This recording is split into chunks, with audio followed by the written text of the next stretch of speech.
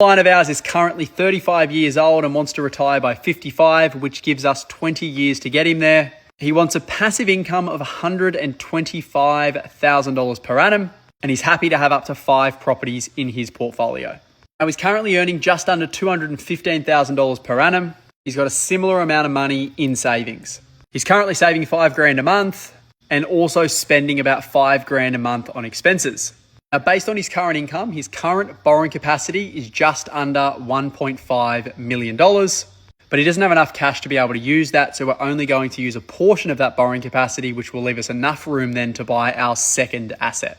So the first property is a $950,000 transaction.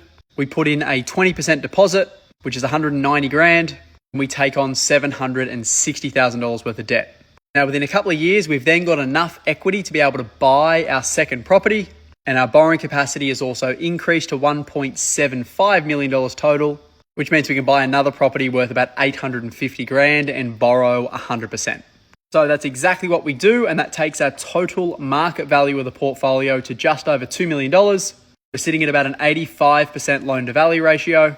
We've got just over $1.65 million worth of debt and still sitting on about $75,000 worth of savings.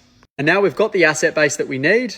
We simply just sit and hold those assets for the next 10 to 15 years. And those properties grow from being worth $2 million in 2027 to being worth $5.5 million in 2042, which equates to a 7% compound growth rate and a 15-year period.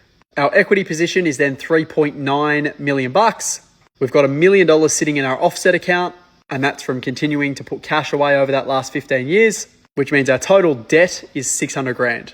Now, let me show you something really interesting. You can see here in 2042, when we've got $5.5 million worth of assets and only $600,000 worth of debt, our portfolio is only giving us $47,000 a year in free cash flow.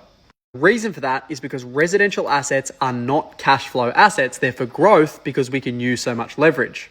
And even when you've got little to no debt on properties, they're still very expensive because you've got land tax and maintenance and property management fees and all the rest of it.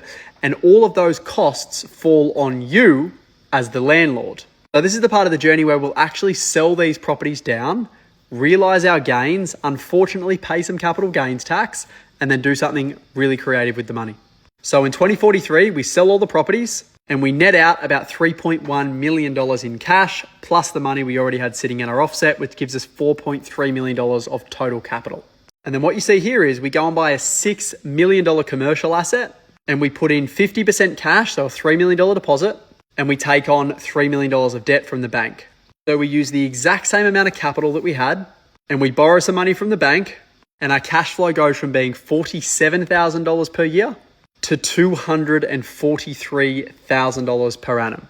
But you can see our running costs here, instead of being $42,000, are only $7,000. And that's because the tenant pays all of the outgoings. And you can also see our rental income goes from being $127,000 to $386,000.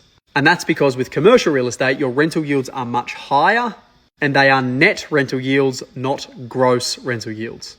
And that is how we retire within 20 years on $240,000 worth of income by only buying 3 properties over a 20-year journey.